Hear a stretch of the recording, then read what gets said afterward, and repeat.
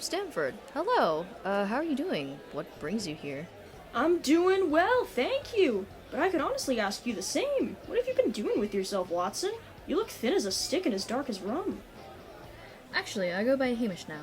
It's something that changed when I joined the army. You can only guess how many Johns decided to enlist. Being called Hamish made it easier to tell me apart from the others. Well, Hamish, you do look like you've seen better days. What did the army do to you? I got shot, almost died, lost an arm, gained a fake one, and now I'm homeless with an army pension. I'm so sorry, that's awful. What are you up to now, besides drinking your sorrows away? I guess looking for a place that isn't a hotel room that'll empty out my wallets while I look for a job. I can't seem to solve the problem as to whether it's possible to get a room at a reasonable price. Well, that's coincidental. You're the second guy today that's used that same expression. Really? Who was the first? A guy's working in the chemical laboratory up at the hospital. He was complaining to me this morning that he couldn't get someone to go halves with him over some nice rooms he found, which were too much to afford on his own. Did he tell you how much they were? No, but he did say that he got them at a discount for knowing the landlord personally. Well, if he really wants someone to share a room with him, I hope he doesn't mind a desperate combat medic, because I'm the man for him. He seems like me, prefers to have a partner rather than to being alone. He's far from being like you. You don't even know Sherlock Holmes yet. I don't think you'd enjoy him as a roommate. There's a reason why he hasn't found one yet. Why? What's wrong with him? Oh, I didn't say there was anything wrong with him. He's just a little queer in his... Stanford! I thought you knew better than to be so freaking... No. I'm not insulting him, man. That's genuinely. Like, he's not... as long as it doesn't bother you, I'm sure you've seen your fair share in the army. Oh. Yes. Anyways, he's pretty passionate about some branches of science. Very intelligent and scientific man. I could have sworn I also saw him dabble in some engineering earlier in the lab. He tends to get bored of attempting the same thing once, but as far as I know, he's a decent guy, I guess. Oh, so he's a scholar of some sort. I kind of have no idea. He's not really the type of guy that you can get answers out of. The ones that you want answered anyways. You can definitely answer every other question you've ever asked.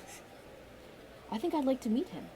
Sure, he should still be at the lab. He either avoids the place like the plague or works there from morning till night. My guess is that it's working from morning till night down. Perfect. Lead the way.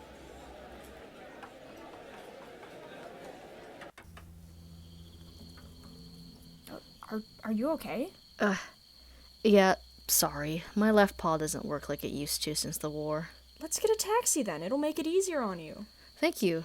Yeah, the cold makes it worse. All the more reason to get you out of this weather.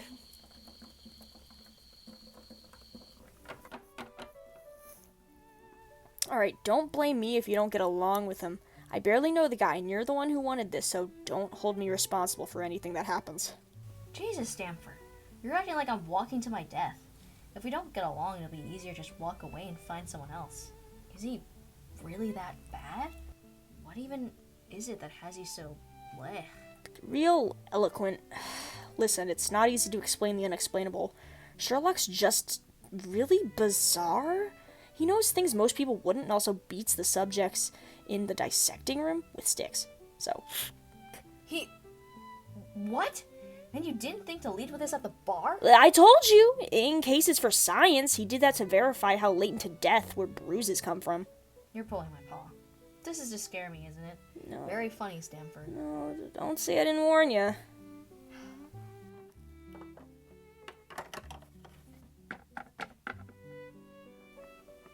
I've done it. My cardio-pneumo-psychogram successfully measures blood pressure, respiration, pulse, and endothermal activity.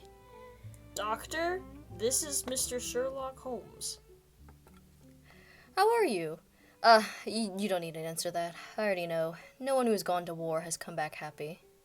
How the hell do you know that? Stanford couldn't have called you ahead of time to tell you, did he? Nope. Never mind that. The question now is, Doctor, would you like to test my cardio-pneumo-psychogram? First, I think I should be the one asking you if you're okay. Your paw is bleeding.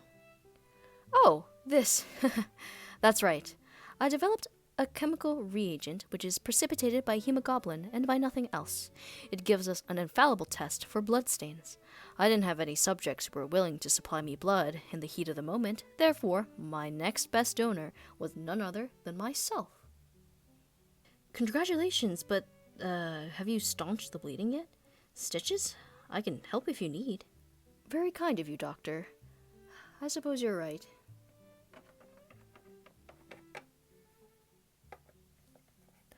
I have to be careful. I do dabble in poisons a good deal, and I can't have myself falling ill before having a living subject test out my new machine. So, what is this machine of yours for? You see, Doctor, but you do not observe.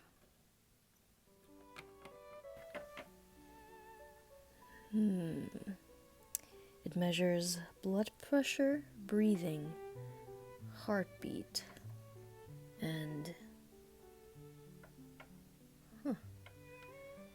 skin conductivity. You don't appear to be a medical student, so it's not a device meant to help. You also mentioned creating a reagent for blood testing earlier, which wouldn't be useful for operating rooms because no one cares about stains. So, I guess it's meant for war? Ah, you were very warm, my dear doctor. But no, let me show you. Stanford, could you please sit in the chair? We did come here on business, you know. I know. That can wait. Let me humor the good doctor.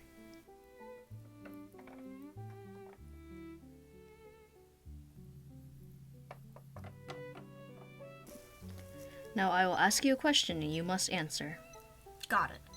Did you have a drink with Watson before arriving here? No. Did you warn the doctor of my peculiarities before arriving in hopes of deterring him? No. Good. One more. Were you actually listening when I explained the mechanics of this machine to you this morning? Yes. Brilliant! What? What is it? Doctor, what do you make of these readings?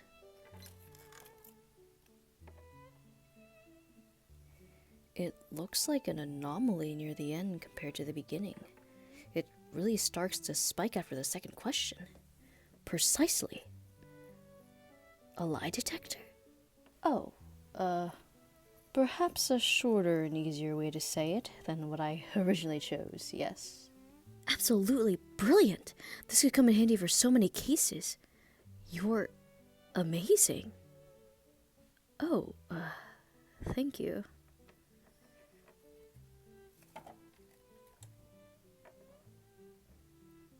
But, you don't have to pretend to be excited. Oh, I'm not pretending. Can I try it next, actually? I'd love to hear how it works. Even if I don't understand the technology behind it. Can I get off now? Doctor, I have my eye on a suite on Beagle Street. You don't mind the smell of cannabis and tobacco, do you? No, I smoke weed sometimes to help with the pain. But where are you going with this? Excellent. I also keep various chemicals lying about and occasionally do experimenting in my own space. Would that annoy you? Not at all. Let me see. What are my other shortcomings? Well, I do get down in the dumps sometimes and don't speak for days on end. You must not think I'm mad at you when I do that.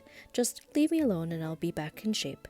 What about you? Anything to confess? It's good to know the worst in someone before they start living together. Let me see. When I go somewhere new and strange, I carry around a firearm for my sense of security. I also can't handle loud noises or fights because I'm easily shaken since the war. And I get up at strange and ungodly hours of the night. Honestly, I've been feeling really lazy and depressed as of late. So do you include violin playing in your loud noises? I guess it depends on how well played it is. Perfect. Then I think we can consider this settled, if the rooms are to your liking. Of course. So, where and when should we meet? 221b Beagle Street, tomorrow at noon. Noon exactly, then. Perfect. I shall tidy up now.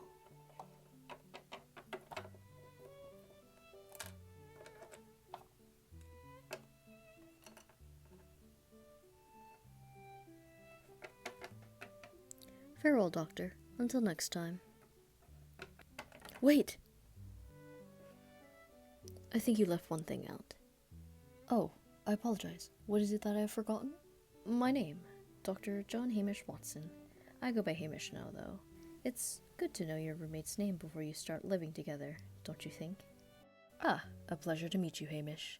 My name is Sherlock Holmes. The pleasure's all mine, Sherlock. Have a good day. I'll see you tomorrow.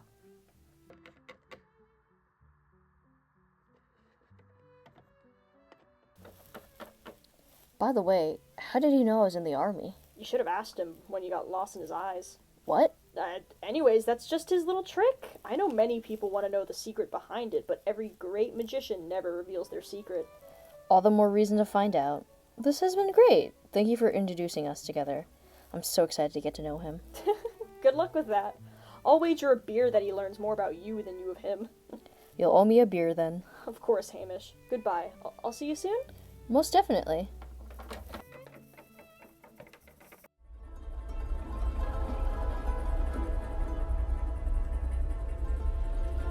Does that mean you want me to continue then? Yes. Very well then.